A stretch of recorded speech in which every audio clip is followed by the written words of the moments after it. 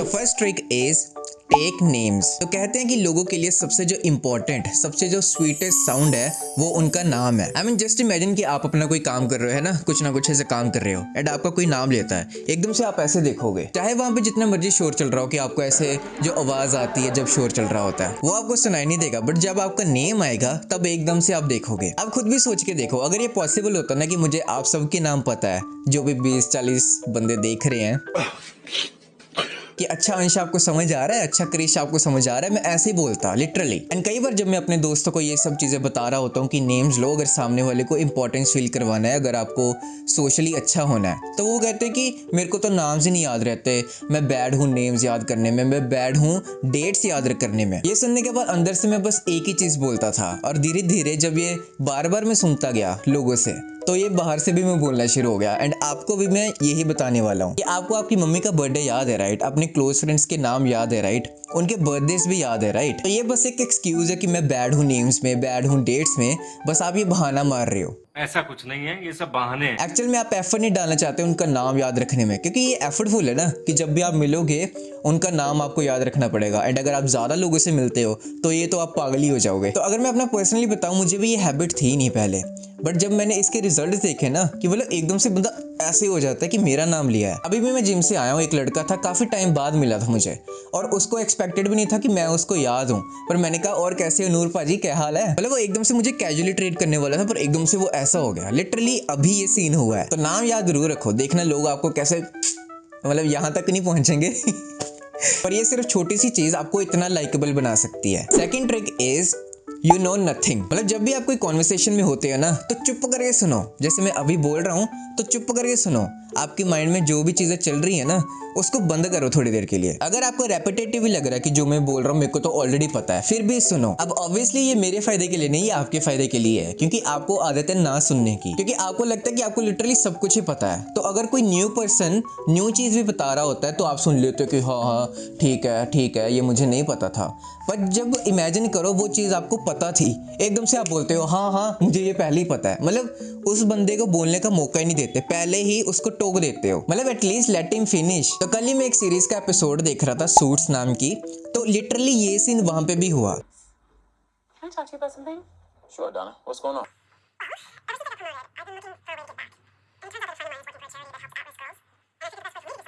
You convince some lawyers to give some of theirs. Exactly. Donna, I'd love to say yes, but I'm slammed right now. But उसने still appreciate किया, चाहे उसने बाद में मना ही करना था, बट स्टिल उसने अप्रिशिएट किया उसको सुनना। एंड एलेक्स भी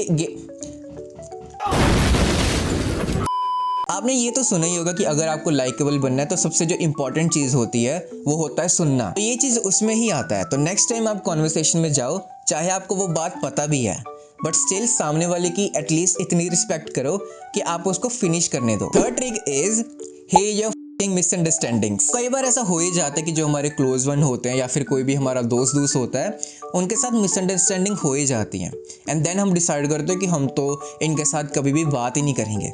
और मैंने कल ही ये सीन देखा, पहले मैं सीन फटाफट दिखा देता हूँ। Never thought I'd hear something like that from Harvey Specter.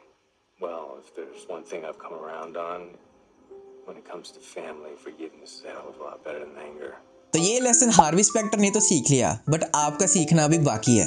यही लेसन आपको भी सीखना है कि मतलब अगर बात आती है ना फ्रेंडशिप्स की, रिलेशनशिप्स की, तो सबसे बेस्ट ऑप्शन यही रहता है कि उस मिसअंडरस्टैंडिंग को हील किया जाए। क्योंकि अंदर से ना आपको भी पता होता है कि ऐसा पर्सन मेरे को मिलने नहीं वाला, बट आपकी बस ईगो की वजह से और सामने का वाले की भी ईगो की वजह से, जरूरी नहीं कि आप में ही ईगो, सामने वाले में तो है, उसकी वजह से जो आपका बॉन्ड होता है, इतना अच्छा बॉन्ड आपने इतने सालों में क्रिएट किया होता है, इतना टाइम लगा के, वो भी आप सेक्रीफाइस करने को रेडी हो जाते हो। तो आपको क्या करना है, सामने वाले की फॉल्ट्स के बजाय उसमें जो भी फ्रेंडलीनेस चीज़ें हैं, मतलब जिसकी वजह से फर्स्ट प्लेस पे आपने उससे फ्रेंडशिप की थी, उसके साथ बॉन्ड बनाया था, देन आप उसकी जो अच्छी क्वालिटीज़ है ना वहाँ पे ही फोकस करोगे बस। क्योंकि अभी आप रिपीट कर रहे हो उसकी बैड क्वालिटीज़ की, वो वैसे कैसे कर सकता है, उसने ऐसा क्यों किया, तो वो चीज़ें तो भूल ही जाओ कि हम उसके शूज़ में रह के देखें कि एक्चुअल में वो क्या फेस कर रहा है। हम यहाँ तक कैसे पहुंचेगा यार, क्योंकि हम उसको हेट से देख रहे हैं। एंड अगर आप किसी न्यू पर्सन से मिले हो तो हो सकता है कि वो आपको हर्ट कर दे, कि मतलब आपको ऐसा फील होना शुरू हो गया था कि यार ये बंदा अच्छा है, ये बंदी अच्छी है, एंड देन ही आपको उसका कुछ पॉइंट दिख जाता है जो आपको फॉल्टी लगता है। तो तब भी आपको यही सेम चीज़ करनी है, उसकी फ्रेंडलीनेस वाले पॉइंट देखो कि क्या चीज़ें उसमें अच्छी हैं।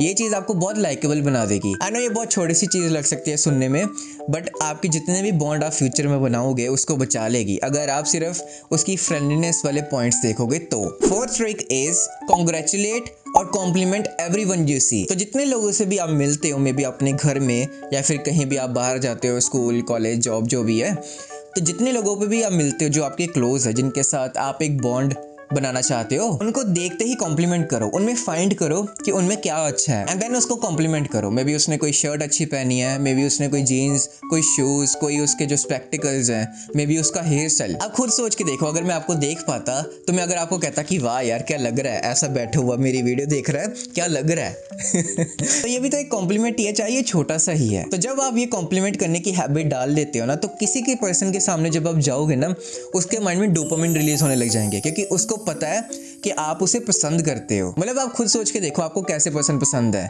जो आपका मुंह देख के ऐसे मुंह बना लेता है, और या फिर आपको कोई भी पॉइंट ढूंढ लेता है क्रिटिसाइज करने का। ऑब्वियसली नहीं, बट सोचो कि आपको कोई पर्सन मिल रहा है, हमेशा तारीफ कर रहा है, आके ही कुछ ना कुछ आप में ढूंढ लेगा, एकदम से कॉम्प्लीमेंट करेगा, एंड देन कोई भी रैंडम भी बात हो रही होगी, एकदम से कॉम्प्लीमेंट कर दे कि वाह यार क्या तू सोचता, तेरी थिंकिंग मुझे बहुत पसंद है, जैसा तू सोचता है चीज़ों को लेके, अपनी हैपनिंग्स को लेके लाइफ में, वो मुझे बहुत अच्छी लगती है, ये मैं तेरे से चीज़ सीखता हूँ। एंड मे बी वो पर्सन अपनी लाइफ में कुछ छोटा सा भी अचीव करता है, कि मतलब उसकी वीडियो पे 1000 वीडियोस हो जाते हैं, उसका कोई टेस्ट में 10 आउट ऑफ 10 आ जाते हैं, 50 आउट ऑफ 50 आ जाते हैं, और या फिर कुछ भी छोटा सा वो अचीव करता है, तो never miss an opportunity to congratulate them. मतलब जब भी आपको ये न्यूज़ मिलती है ना कि उसने ये अचीव कर लिया है, तो फटाफट से उसको जाके फ़ोन करो, अगर वो सामने नहीं है।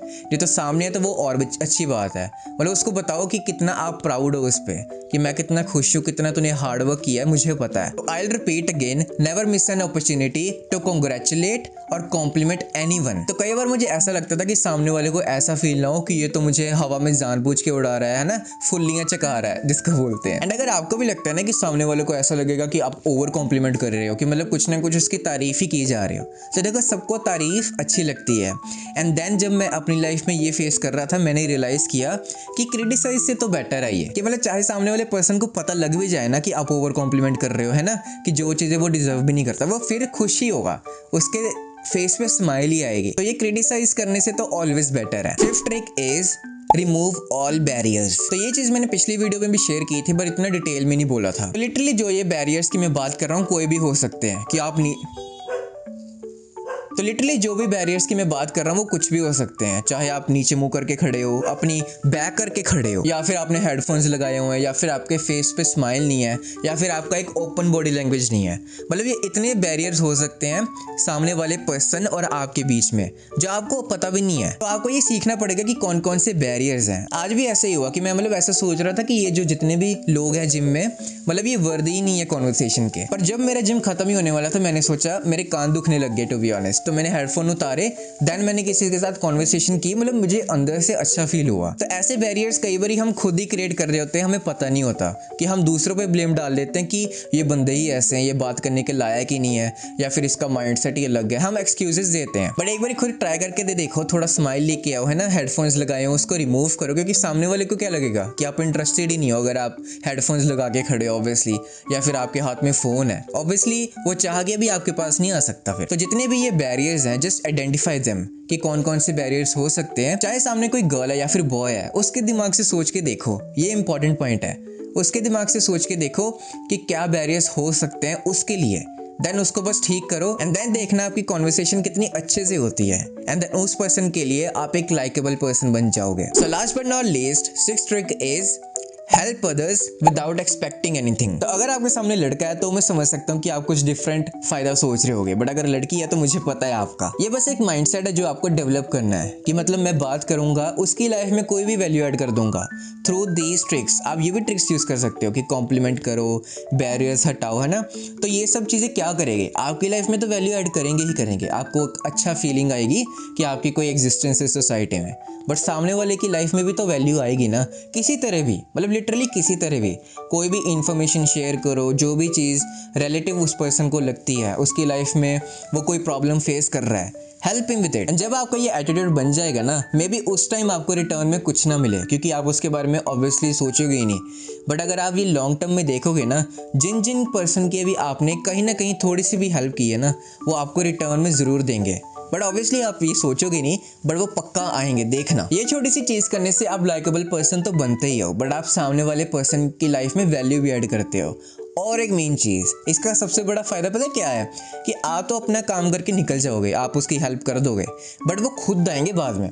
तो अगर आप ये इंट्रोवर्ट भी हो ना, तो ये बहुत अच्छी चीज़ है ना कि लोग खुद आ रहे हैं आपके पास। ऐसा नहीं है कि आपको हमेशा जाना पड़ रहा है। तो बस आपको एक बार जाना है, उनके लाइफ में वैल्यू ऐड करनी है। देन देखना, जब भी वो आपका फेस देखेंगे ना, एकदम से स्माइल करेंगे, उनका फेस लिट अप हो जाएगा। तो guys that's it for the video. अगर आपको ये वीडियो अच्छी लगी होगी तो लाइक सब्सक्राइब जरूर करके जाना, ओके। एंड अगर आपको अब जानना है कि आप अपनी वैल्यू कैसे बढ़ा सकते हो विदाउट खुद को चेंज किए, क्योंकि सब यही बोलते हैं ना कि खुद को चेंज करो, देन ही आपको वैल्यू फील करवाया जाएगा इस दुनिया से। तो अगर आप इसमें इंटरेस्टेड हो तो इस वीडियो पे क्लिक करके देख सकते हो।